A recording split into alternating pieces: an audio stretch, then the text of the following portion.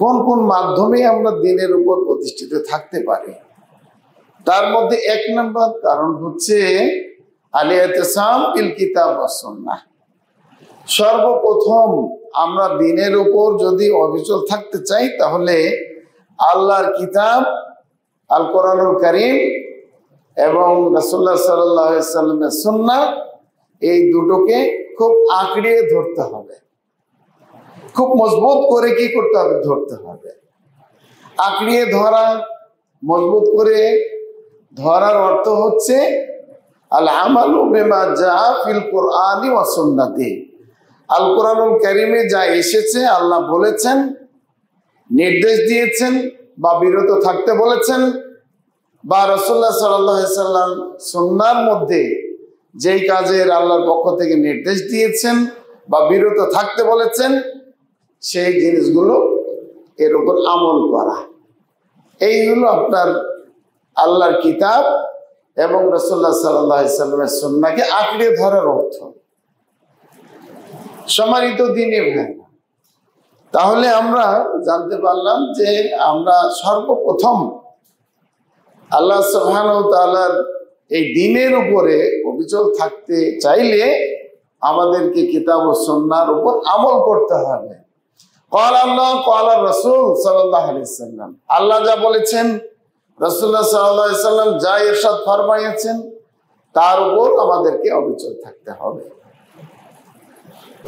ওয়াতাসিমু বিহাবলিল্লাহি জামিআন ওয়া লা তাফাররাকু, তোমরা আল্লাহর এই দ্বীনকে বা আল্লাহর এই রজ্জুকে বা এই কোরআন সুন্নাহকে খুব শক্তভাবে আঁকড়ে ধরো, ঐক্যবদ্ধভাবে ধরো।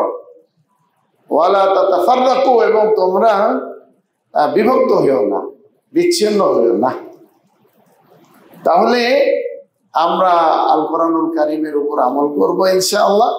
আর রাসূলুল্লাহ সাল্লাল্লাহু আলাইহি সাল্লাম যেভাবে নির্দেশ দিয়েছেন সুন্নাহয়, সেইভাবেই আমরা কি করব, আমল করার চেষ্টা করবো ইনশাআল্লাহ। এইটা হলো প্রথম আমাদের মাধ্যম আল্লাহর দ্বীনের উপর থাকার জন্য। অনেক সময় আমরা ব্যক্তি পূজার দিকে চলে যাই, যে কোন ব্যক্তি কি বলেছেন, ক্বালা আল্লাহ ক্বালা রাসূল মানার নিয়ম, কিন্তু আমরা ক্বালা আল্লাহ ক্বালা রাসূলের না থেকে বিভিন্ন ব্যক্তি, বিভিন্ন মত, বিভিন্ন তরিকা, বিভিন্ন মাযহাবকে আমরা কি করি, ফলো করি না। এটা করা যাবে না। আমাদের মূল লক্ষ্য উদ্দেশ্য থাকবে ক্বালা আল্লাহ ক্বালা রাসূল সাল্লাল্লাহু আলাইহি সাল্লাম। যদি ইমামদের কথা, ধরুন যে ইমাম আবু হানিফা রাহিমাহুল্লাহ, বা ইমাম মালিক রাহিমাহুল্লাহ, বা ইমাম শাফিঈ রাহিমাহুল্লাহ, বা ইমাম আহমদ বিন হাম্বল রাহিমাহুল্লাহ, বা এইভাবে ইমাম বুখারী রাহিমাহুল্লাহ, বা ইমাম মুসলিম রাহিমাহুল্লাহ সহ যত যারা বড় বড় উলামায়ে কেরাম ছিলেন আমাদের, যারা আমাদের ইসলামের উজ্জ্বল নক্ষত্র ছিলেন, তাদের কথা যদি কোরআন সুন্নাহ মোতাবেক হয়, ক্বালা আল্লাহ ক্বালা রাসূল এর মোতাবেক হয়, তাহলে তো আমরা মানবো ইনশাআল্লাহ। আর যদি তাদের কোনো কথা, কোনো বক্তব্য, কোনো মত ক্বালা আল্লাহ ক্বালা রাসূলের বরখেলাফ হয়, তাহলে আমরা সেটা মানব না।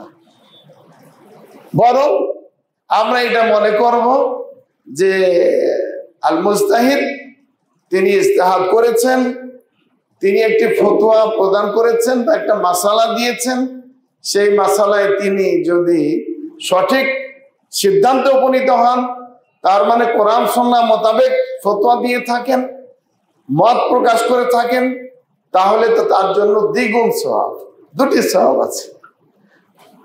আর যদি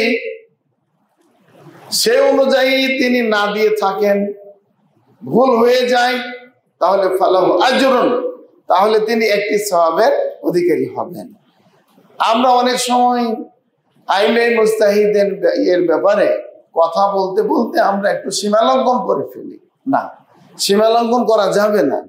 বাল নাহতারিমহুম, বরং আমরা তাদের সম্মান করব, অনুকরিমহুম, তাদের ইকরাম করব, আমরা নুআক্কিরহুম, তাদের সর্বোচ্চ সম্মান বজায় রাখার সাথে সাথে তাদের জন্য আমরা দোয়া করব। তাহলে আমি বলতে চাচ্ছিলাম যে আল্লাহর দ্বীনের উপর অবিচল থাকার জন্য ক্বাল আল্লাহ ক্বাল রাসূল সাল্লাল্লাহু আলাইহি সাল্লামকে এক নম্বর কারণ হিসেবে আমাদের ধরে নিতে হবে। আল্লাহ তাআলা আমাদেরকে এই ক্বাল আল্লাহ ক্বাল রাসূলের উপর আমল করার তৌফিক দান করুন, আমিন। দ্বিতীয় যে কারণ সেটা হলো আত-তাআল্লুম বিল ইলম আশ-শারঈ। আল্লাহর দ্বীনের উপর যদি আমরা টিকে থাকতে চাই এই ফিতনার জমানায়, এই ফিতনা ফাসাদের সময়, তখন আমাদেরকে কি করতে হবে? দ্বীনি বা শারঈ জ্ঞান অর্জন করতে হবে। দ্বীনি জ্ঞান অর্জন করতে হবে। দ্বীনি জ্ঞান অর্জন ছাড়া, শারঈ জ্ঞান অর্জন ছাড়া আমি আপনি একেবারে ইহদিনাস সিরাতাল মুস্তাকিমে টিকে থাকতে পারবো না। ইহদিনাস সিরাতাল মুস্তাকিম, আর সিরাতাল মুস্তাকিমে যদি আমি আপনি থাকতে চাই তাহলে আপনাকে আমাকে দ্বীনের এই জ্ঞান, শারঈ জ্ঞান, শরীয়তের জ্ঞান অর্জন করতে হবে। আল্লাহ তাআলা বলেছেন, কুল হাল ইয়াস্তাবিল্লাযীনা ইয়ালামুনা ওয়াল্লাযীনা লা ইয়ালামুন। যে তুমি বলো যে যারা জানে, যারা জানে না তারা কি সমান? সমান না। যারা জাননেওয়ালা এবং যারা জাননেওয়ালা না তারা কি সমান? সমান নয়। যারা আলেম আর যারা গায়রে আলেম তারা কি সমান? সমান না। ইয়ারফাইল্লাহুল্লাযীনা আমানু মিনকুম ওয়াল্লাযীনা উতুল ইলমা দারাজাত। আল্লাহ তাআলা আমাদের মধ্যে যারা মুমিন গায়রে আলেম আর আমাদের মধ্যে যারা মুমিন আলেম, এদের মধ্যে আল্লাহ তাআলা একটা স্তরের ব্যবধান করে দিয়েছেন। যারা মুমিন গায়রে আলেম তাদের থেকে মুমিন আলেমদের মর্যাদা আল্লাহ তাআলা বহুগুণে বাড়িয়ে দিয়েছেন। সুবহানাল্লাহ। আমাদের দ্বীনের সর্বপ্রথম আল কোরআনুল কারীমের আয়াত যে নাজিল হলো সেটা হলো ইকরা। বড় ইকরা বিসমি রাব্বিকাল্লাযী খলাক। তোমার সেই রবের নামে পড়ো যে আল্লাহ, যে রব তোমাকে কি করেছেন? সৃষ্টি করেছেন। তার মানে আমাদেরকে আল্লাহ তাআলা শিক্ষা দিয়েছেন ইকরা দিয়ে, পড়ো দিয়ে। তাহলে আল্লাহর দ্বীনের উপর যদি আমরা থাকতে চাই তাহলে অবশ্যই অবশ্যই শারঈ জ্ঞান আমাদেরকে অর্জন করতে হবে। শারঈ জ্ঞান অর্জন করার জন্য কোনো বয়স নির্ধারিত নাই। আমরা অনেক সময় প্রাতিষ্ঠানিক শিক্ষা ব্যবস্থার সাথে জ্ঞানকে কি করে দিই? একেবারে সংকুচিত করে ফেলি যে না, আমার এখন বয়স নাই, আমি এখন শিক্ষা অর্জন করতে পারবো না। এই কথা বললে আমি আপনি আল্লাহর কাছে ছাড় পাবো না। কারণ হলো কি জানেন? সাহাবায়ে কেরাম যারা মুসলিম হয়েছেন আল্লাহ রাসূল সাল্লাল্লাহু আলাইহি সাল্লামের দাওয়াতে, সাহাবায়ে কেরামের দাওয়াতে তাদের বয়স তখন কত ছিল? এক একজনের বয়স 40 বছর, 45 বছর, 50 বছর, 60 বছর, 70 বছর। আর বিশিষ্ট সাহাবী সালমান ফারসি রাদিয়াল্লাহু আনহু যখন তিনি দাওয়াত পেলেন, যখন তিনি ইসলাম গ্রহণ করলেন, একাধিক মত আছে, তার মধ্যে তার বয়স তখন প্রায় 250 বছর ছাড়িয়ে গেছে। 250 বছর, যিনি এই উম্মতের মধ্যে সবচেয়ে বেশি বয়স পেয়েছেন।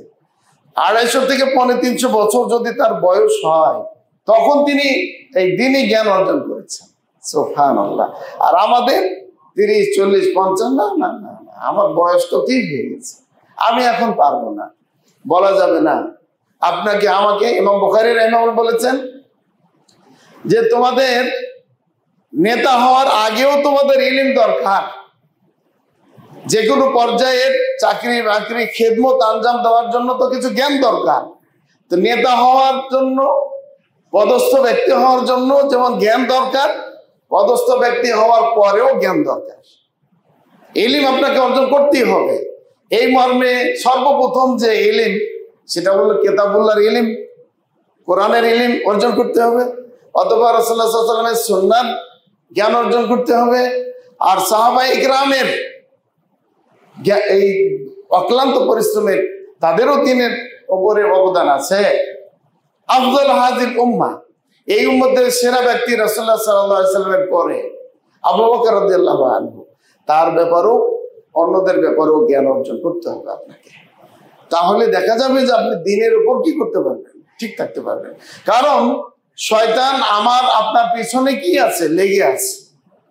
ইস্তাহওয়াযা আলাইহিমুশ শাইতান ফানসাহুম যিকরাল্লাহ, শয়তান তাদের উপরে বিজয় হয়েছে। ফানসাহুম যিকরাল্লাহ, বিজয় হয়ে এই মুসলিম ভাই বোনদেরকে আল্লাহর জিকির থেকে বেখবর এবং গাফেল বানিয়ে দিয়েছে, ভুলিয়ে দিয়েছে। তাহলে শয়তান যে আমাদের বিপক্ষে, ইন্না শাইতান আদুউল লাকুম, শয়তান হচ্ছে তোমাদের শত্রু, ফাত্তাখিযুহু আদুওয়া, তাকে তোমরা শত্রু হিসাবে কি করো, বিবেচনা করো এবং সেই অনুযায়ী তোমরা পদক্ষেপ নাও। আউযু বিল্লাহি মিনাশ শাইতানির রাজীম, এই যে আমরা আউযু বিল্লাহি মিনাশ শাইতানির রাজীম পড়ছি, আমাকে ভালো কাজ থেকে, ভালো এই কর্ম থেকে, দ্বীনি ইলম থেকে সরিয়ে রাখতে চায়। সেই ক্ষেত্রে আমাকে শয়তানকে চিনার জন্য, তার থেকে বিরত থাকার জন্য আর ক্বালা আল্লাহ ক্বালা রাসূল জানার জন্য আমাকে জ্ঞান অর্জন করতে হবে। জ্ঞান অর্জনের জন্য সর্বপ্রথম যেটা জ্ঞান, সেটা হলো কিতাবুল্লাহর জ্ঞান।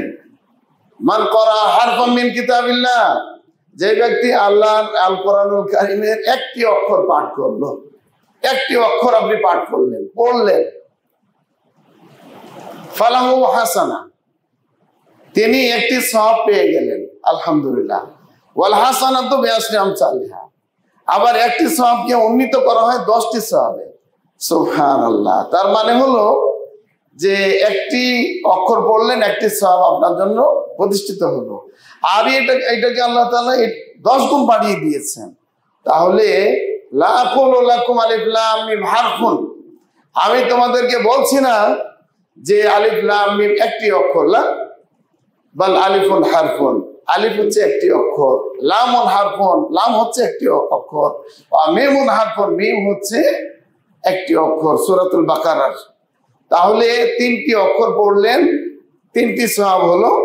এটিকে উন্নীত করে 30টি সওয়াব আল্লাহ তাআলা আপনাকে আমাকে দান করলেন। সুবহানাল্লাহ। এই জন্য পৃথিবীতে কোনো ধর্মের মধ্যে এই এত উৎসাহ প্রদান করা হয়নি আল্লাহর পক্ষ থেকে যে তুমি তাওরাত পড়লে এতটা সওয়াব হবে, ইনজিল পড়লে এতটা সওয়াব হবে, জবুর পড়লে এতটা সওয়াব হবে, বা মুসা আলাইহিস সালামের সহিফা বা আমাদের ইব্রাহিম আলাইহিস সালামের সহিফা সহ আসমানি কিতাব পড়লে সওয়াব হবে, এইরকম কথা কিন্তু আল্লাহ তাআলা বা রাসূলুল্লাহ সাল্লাল্লাহু আলাইহি ওয়াসাল্লাম কেউ বলেননি। বরং কোরআন এবং সুন্নাহ, বিশেষ করে কোরআন পড়লে সওয়াবের কথা বলা হয়েছে। এই জন্য আমাদের প্রতিদিন সর্বনিম্ন আপনার এই সকাল বেলাটা যেন শুরু হয় কোরআন তেলাওয়াতের মাধ্যমে, আর শেষও যেন হয় ঘুমানোর সময়, যেন সেটা আপনার কি হয়, এই কোরআন তেলাওয়াতের মাধ্যমেই যেন আপনার কি হয়, শেষ হয়। 1 পৃষ্ঠা পড়বেন বা 2 পৃষ্ঠা পড়বেন, তারপর পড়তে হবে, আপনাকে পড়তেই হবে। রাসূলুল্লাহ সাল্লাল্লাহু আলাইহি ওয়াসাল্লামের একটি হাদিস পড়বেন, পড়তেই হবে, অভ্যাস করে নেবেন আপনি।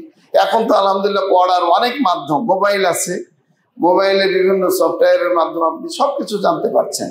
আরবি ভাষা তো পাবেন সবকিছু, আর বাংলা ভাষা তো পাচ্ছেন অনেক কিছু, ইংরেজি ভাষা তো আপনি পাচ্ছেন অনেক কিছু। এই জন্য দিনের উপরে যদি আপনি থাকতে চাই, তাহলে আপনাকে আমাকে পড়তে হবে, শারীরিক জ্ঞান অর্জন করতে হবে।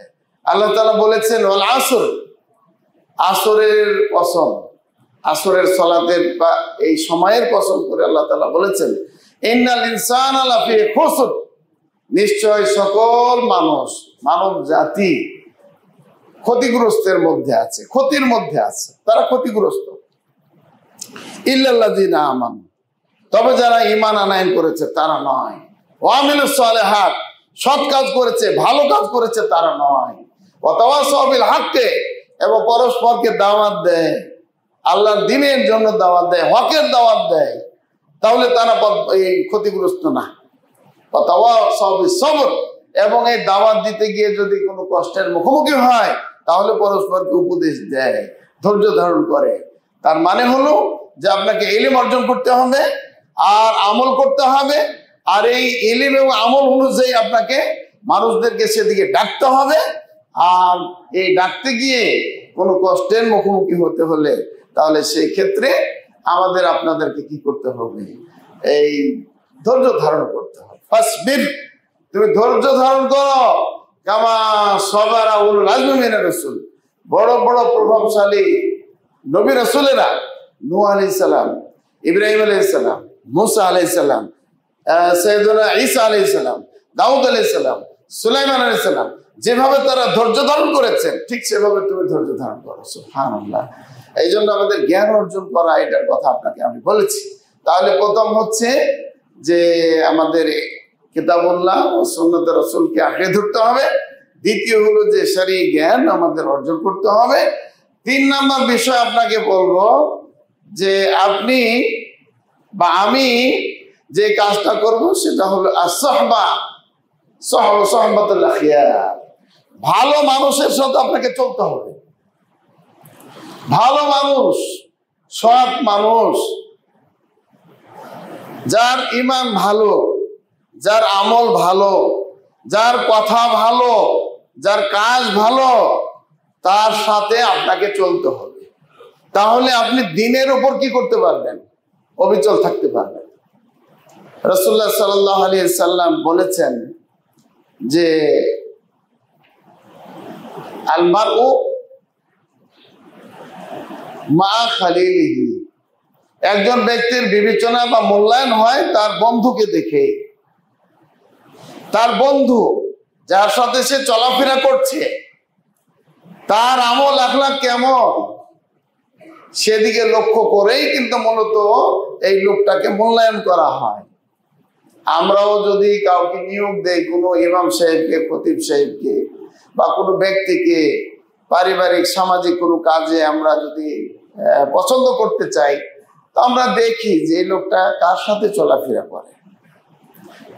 ঠিক দ্বীনের ব্যাপারেও আপনি আমি যদি দ্বীনের উপর প্রতিষ্ঠিত থাকতে চাই, তাহলে আমাকে আপনাকে ভালো লোকের সাথে কি করতে হবে? চলতে হবে। বিশেষ করে ভালো লোক এখন কারা? ভালো লোক কারা সমাজের মধ্যে? এটা স্পষ্টতই যে এটার মাপকাঠি হলো আল্লাহ সুবহানাহু ওয়া তাআলার কাছে। তবে আমরা রাসূলুল্লাহ সাল্লাল্লাহু আলাইহি ওয়াসাল্লামের সূত্র অনুযায়ী বলতে পারি যে আল উলামা ওয়ারাসাতুল আম্বিয়া, আলেমেরা হলেন নবীদের ওয়ারিস। নবীদের ওয়ারিস যেহেতু, নবুয়তি কাজ যেহেতু আলেমেরা করছেন, একজন ইমাম সাহেব, একজন খতিব সাহেব, একজন ভালো যারা আলেম বিশেষজ্ঞ, ইসলামের কথা বলে, কোরআন সুন্নাহর কথা বলে, শিরক থেকে বাঁচার কথা বলে, তাওহীদের কথা বলে, সুন্নাহর কথা বলে, বিদআত থেকে বিরত থাকার কথা বলে, সৎ কাজের আদেশ করে, অসৎ কাজ থেকে বিরত রাখে, আর পর্দা করে, এই সহ ইসলামের যতগুলো বিধান মেনে চলার চেষ্টা করে, এই আলেমদেরকে আপনি কি করবেন? মহব্বত করবেন। আলেমদেরকে মহব্বত করবে। ঠিক আলেমদেরকে তো সেভাবে চলতে হবে। আবার আলেমদেরকে চলতে হবে, মূল্যায়ন নিজেকে করতে হবে যে আমি নবী রাসূলদের কাজটা করে যাচ্ছি এবং নবী রাসূলদের পরবর্তী কাজটাকে চলমান রেখে কিয়ামত পর্যন্ত এটা নিয়ে যাবো ইনশাআল্লাহ। এই জন্য আমাদের আলেম সমাজকে ভালো হয়ে চলতে হবে, আর আপনাদের আমাদেরকে ফলো করতে হবে একজন আলেমকে। সুহবাতুল আখিয়ার, ভালো মানুষকে আপনাকে পছন্দ করতে হবে, তাদের সাথে আপনাকে চলাফেরা করতে হবে। আল মারউ মা মান হাক, রাসূলুল্লাহ সাল্লাল্লাহু আলাইহি সাল্লাম বলেছেন যে একজন ব্যক্তি এর হাসর নাসর তার সাথে হবে, তাকে সে যাকে ভালোবেসেছে তার সাথে। তাহলে ভালোবাসবে কাকে? আল্লাহকে খুশি করার জন্য ভালো মানুষকে ভালোবাসবে। আর কাউকে যদি ঘৃণাও করে তাহলে সেটাও করবে আল্লাহকে খুশি করার জন্য। সম্মানিত দ্বীনী ভাইয়েরা, আমরা দ্বীনের উপর প্রতিষ্ঠিত থাকতে হলে আমাদেরকে ভালো মানুষদেরকে ভালোবাসতে হবে, আর মন্দ যারা আছে তাদের থেকে, বিদআতি যারা আছে তাদের থেকে বিরত থাকতে হবে। যদি আমি বুঝি যে আমার আমল আখলাক দ্বীন ক্ষতিগ্রস্ত হবে, তাহলে সেখানে আমি যাব না। রাসূলুল্লাহ সাল্লাল্লাহু আলাইহি সাল্লাম বলেছেন, খালিতিন নাস, তুমি মানুষের সাথে চলাফেরা করো, লা তাকনিমান্না দীনাকা, তোমার দ্বীনকে কি করো না? ক্ষতবিক্ষত করো না। তার মানে আপনি যেখানে যাবেন আপনার দ্বীন যেন আপনার এই দিন, সেই দিনটা যেন আপনার সাথে অক্ষত অবস্থায় থাকে, কোনোভাবেই যেন সে আক্রান্ত না হয়, ক্ষতিগ্রস্ত না হয়, সেভাবে আপনাকে চলতে হবে। আপনি ব্যবসা বাণিজ্য করবেন, সেখানেও কিন্তু আপনি কি করবেন, আপনার দিনকে নষ্ট করবেন না, মিথ্যা বলবেন না, সত্য বলবেন। দেখবেন এখনকার বেশিরভাগ ব্যবসায়ী যারা আছে তারা মিথ্যা কথা বলে। ব্যবসাটা মানে আপনারা রাগ করবেন না, আমরা যেটা দেখতে পাচ্ছি, বা আমাদের আলেম ওলামাও মাঝে মধ্যে ব্যবসা করার জন্য কি করে, সমাজে যায়, কিন্তু এই ব্যবসার সেক্টরটা এত নোংরা হয়েছে যে এই আলেমেরা ওখানে টিকতে পারে না। মিথ্যা, আলগিস, ধোঁকা, প্রতারণা, এইগুলো এখানকার মূল সূত্র হয়ে দাঁড়িয়েছে। সত্য কথা নাই।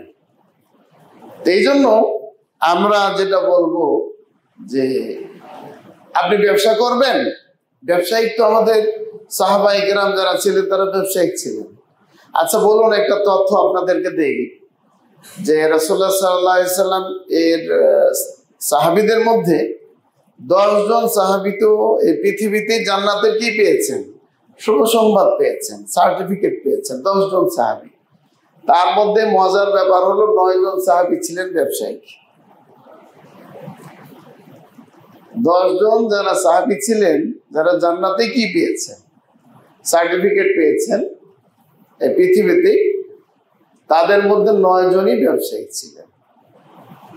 আমাদের নবীও তো ব্যবসা করেছেন, দাউদ আলাইহিস সালাম ব্যবসা করেছেন, ইব্রাহিম আলাইহিস সালাম ব্যবসা করেছেন, সুলাইমান আলাইহিস সালাম রাষ্ট্র ক্ষমতা সহ সবকিছু কাজে তার অবদান আছে।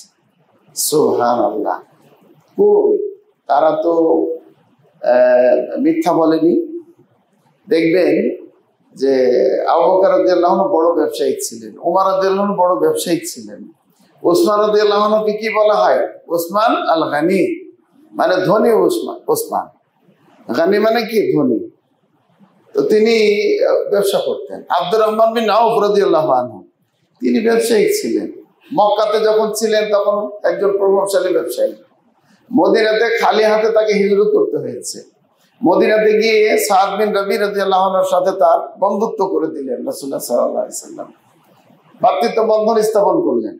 সাদ রাদিয়াল্লাহু আনহু মদিনার যারা সাহাবী ছিলেন, আনসারী সাহাবী, তাদের মধ্যে তিনি ধনী ছিলেন, ধনাঢ্য ব্যক্তি ছিলেন আনসারদের মাঝে।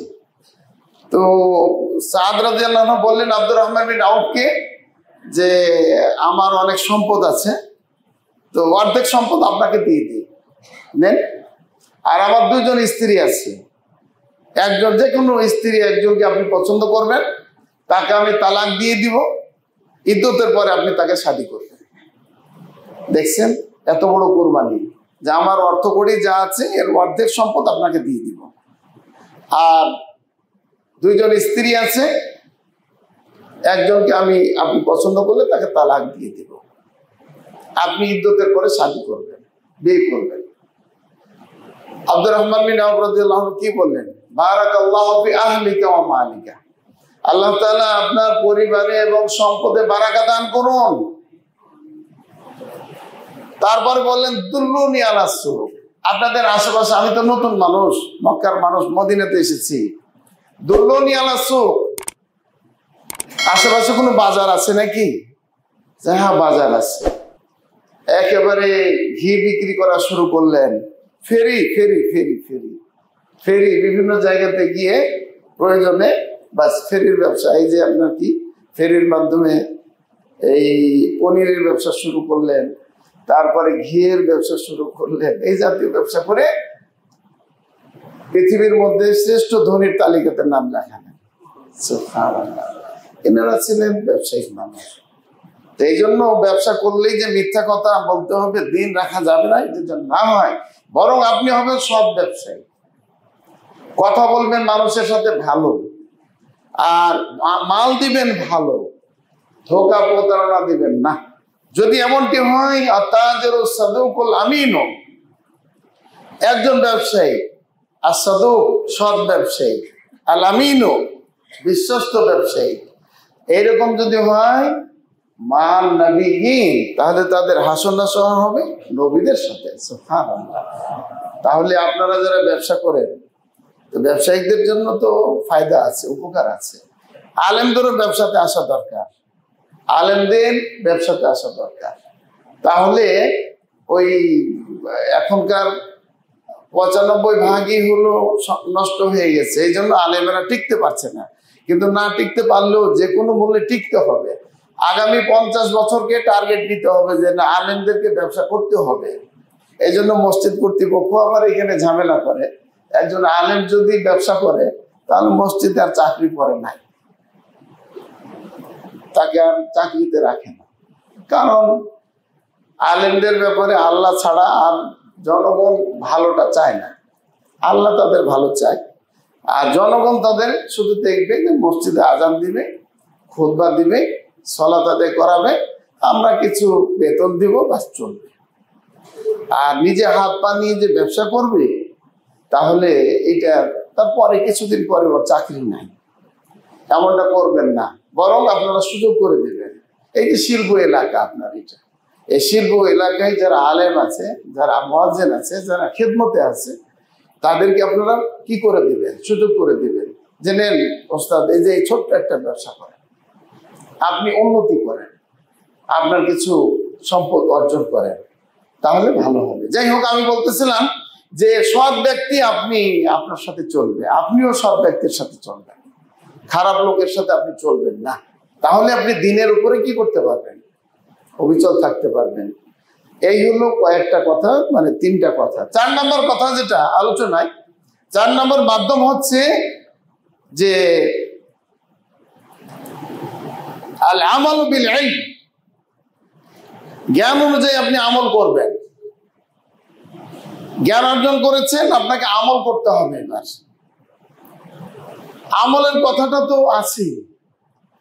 ইলম যখন অর্জন করলেন, তখন এই ইলম, এই জ্ঞান, এই আমলকে ডাকে, ইনাদিয়াল আমাল, এই আমল আসো, আমল আসো বলতে থাকে।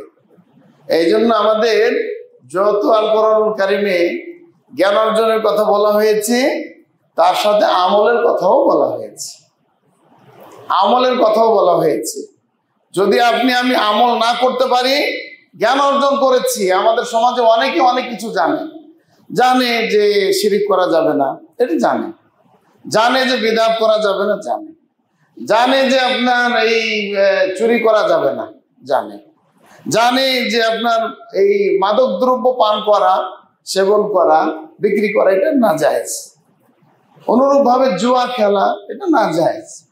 বেপরদায় থাকা, পরিবারকে পর্দার ভিতরে না রাখা, এটাও যে খারাপ কাজ, এটাও জানে, জানে এগুলো, তারপরও কি করে না? করতেছে।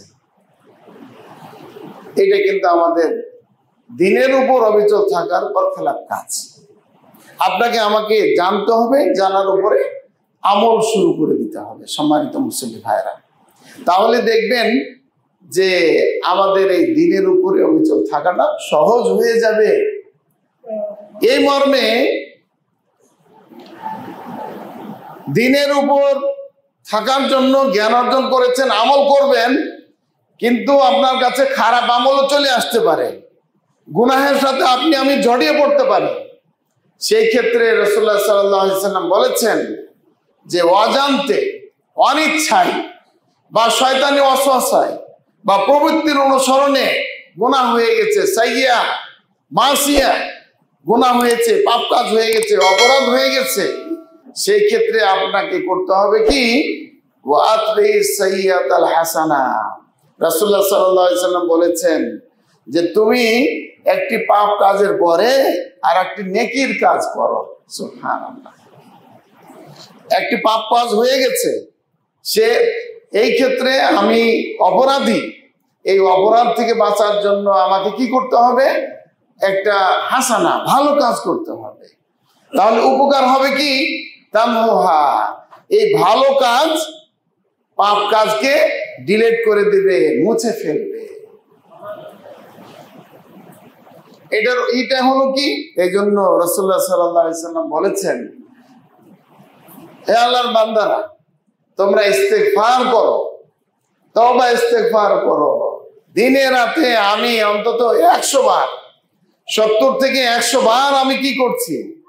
তওবা ইস্তেগফার করছি। আস্তাগফিরুল্লাহ আল্লাযী লা ইলাহা ইল্লা হুয়াল হাইয়ুল কাইয়্যুম ওয়া আতুবু ইলাইহি, আস্তাগফিরুল্লাহ ওয়া আতুবু ইলাইহি, আস্তাগফিরুল্লাহ ওয়া আতুবু ইলাইহি। এই জন্য বেশি বেশি যখন নাকি আমরা অপরাধের সাথে জড়িয়ে পড়ব, সাথে সাথে একটি ভালো কাজ করব।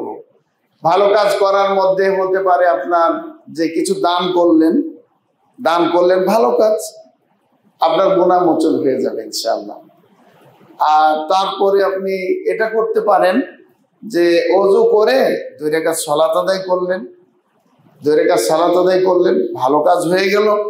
আর আল্লাহর কাছে বলবেন যে আল্লাহ, আমার এই অপরাধটা হয়ে গেছে, আমি এই ব্যাপারে অনুতপ্ত, আমি তোমার নিকটে এই 2 রাকাত সালাত আদায় করলাম, বা আমি এই দান করার মতো ভালো কাজটা করলাম, বা বাবা মায়ের সাথে ভালো ব্যবহার করলাম, বা আত্মীয় স্বজন সমাজের যারা আছে তাদের সাথে আমি কিছু আপ্যায়ন করলাম, ভালো ব্যবহার করলাম, তুমি এর মাধ্যমে আমার গুনাহটা মাফ করে দাও। সুবহানাল্লাহ। তাহলে দেখবেন যে আমল করব আমরা জ্ঞান অনুযায়ী। এই আমল করতে গিয়ে যদি আমরা পাপ কাজের সাথে জড়িয়ে পড়ি, তাহলে তার থেকে বেরিয়ে আসার জন্য আমাদেরকে কি করতে হবে? একটা ভালো কাজ করতে হবে। ভালো কাজ আপনার সমাজে, আপনার নিকটে যখন যেটা আসবে সেটা আপনি করার চেষ্টা করবেন। যদি আপনি না বুঝেন তাহলে ইমাম সাহেবকে জিজ্ঞাসা করবেন, বা সমাজের যারা ভালো মুসল্লি ভাইরা আছে, দিনদার মানুষ আছে, তাদেরকে বলবেন যে আমার এই অন্যায়টা হয়ে গেছে, তো এর থেকে বাঁচার জন্য আমার কি করা দরকার। সাহাবীদের দেখেন নাই যে সাহাবা ইকরামের মধ্যে কেউ যদি কোনো অপরাধের সাথে জড়িয়ে পড়তেন, সাথে সাথে তেনারা রাসূলুল্লাহ সাল্লাল্লাহু আলাইহি সাল্লামের খেদমতে উপস্থিত হতেন, বলতেন যে আমি রাস্তা দিয়ে চলতে চলতে একজন নারীকে দেখলাম, আমার ভুল হয়ে গেছে, নারীর সাথে আমার একটু অনিয়ম হয়ে গেছে, বেগানা মহিলাকে তো চুমু দেওয়া জায়েজ না, কিন্তু সেই কাজটি আমি করে ফেলেছি। এটা খারাপ কাজ, একটা গুনাহের কাজ, জেনা ব্যভিচারের দিকে ধাবিত করানোর কাজ। তো আমি এখন কি করতে পারি? রাসূলুল্লাহ সাল্লাল্লাহু আলাইহি সাল্লাম বললেন, থাকো, তুমি থাকো, আমার কাছেই থাকো। এইভাবে জোহর সালাতের সময় হয়েছে, জোহর সালাতের সময় সালাত আদায় করেছে। সালাত আদায় করার পরে বললেন যে আমার বিচারের ব্যবস্থাটা করেন, আমি তো অন্যায় করেছি, অপরাধ করেছি, আমার ব্যবস্থা করেন। তখন রাসূল, থামো, থাকো। 1 ওয়াক্ত, 2 ওয়াক্ত, 3 ওয়াক্ত সালাত আদায় করার পরে আল্লাহ রাসূল সাল্লাল্লাহু আলাইহি সাল্লামের নিকটে আয়াত নাযিল হয়ে গেল, ইন্নাল হাসানাতি ইযহিবনাস সাইয়্যাত। নিশ্চয় ভালো কাজ মন্দ কাজগুলোকে কি করে?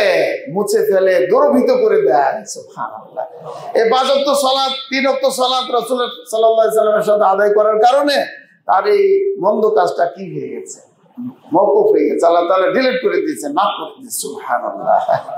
তো ভাইরা আমার, আমি এরকমই ধরেন রমজান মাসে অনিয়ম হয়ে গেছে, এই দিনের বেলা আপনার স্বামী স্ত্রী মিলন করা, এটা তো জায়েজ না, হারাম। এখন একজন সাহাবী এভাবে রমজানের দিনের বেলায় অনিয়মে জড়িয়ে পড়েছে, অস্থির, ভুল হয়ে গেছে, চলো এখন কোথায় যায়? রাসূলুল্লাহ সাল্লাল্লাহু আলাইহি সাল্লামের খেদমতে উপস্থিত। রাসূলুল্লাহ সাল্লাল্লাহু আলাইহি সাল্লাম বিচার কাজ শুরু করলেন, তুমি এটা কেন করলে? জিজ্ঞাসাবাদ করলেন, জিজ্ঞাসাবাদে তার প্রশ্ন উত্তর হচ্ছে।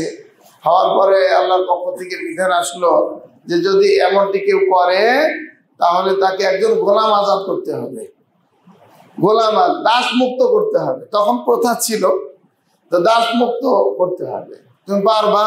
দাস মুক্ত করতে পারবা? না, আমি তো গরিব মানুষ, দরিদ্র মানুষ, পারবো না তো। আচ্ছা, তো কেমন হলো তাহলে? আচ্ছা ঠিক আছে, তাহলে তুমি এক কাজ করো, দ্বিতীয় অপশন, 60 জন মিসকিনকে খাওয়াই দাও। 60 জন মিসকিনকে খাওয়ানোর ব্যবস্থা তো আমার নাই, আমি পারবো না, অন্যায় হয়েছে। অপশন দিয়ে দিয়ে আল্লাহ রাসূল সাল্লাল্লাহু আলাইহি সাল্লাম তাকে গুনাহের কাজ থেকে বের করে আনতেছেন, নিয়ে আসতেছেন। পারতেছি না তো। আচ্ছা ঠিক আছে, তাহলে তৃতীয় স্তর, তৃতীয় অপশন, সেটা হলো কি যে তুমি 2 মাস একাধারে কি করো, সিয়াম পালন করো। বললো যে 1 মাসের মধ্যেই তো অনিয়ম ঘটে গেছে, তো 2 মাস যদি আমি সিয়াম পালন করি তাহলে তো আমি আরো এর মধ্যে জড়িয়ে পড়বো। সম্ভব না, এটা সম্ভব না। প্রত্যেকটা অপশন থেকে কিন্তু নিজেকে কি আসল হক কথাটা বলে দিচ্ছি, আমার অপারগের কথাটা তিনি তুলে ধরছেন। তারপরে রাসূলুল্লাহ সাল্লাল্লাহু আলাইহি সাল্লাম বললেন তো কেমন হলো। তো যাই হোক, ওই রাসূলের বাড়িতে কিছু খেজুর নিয়ে আসা হয়েছিল,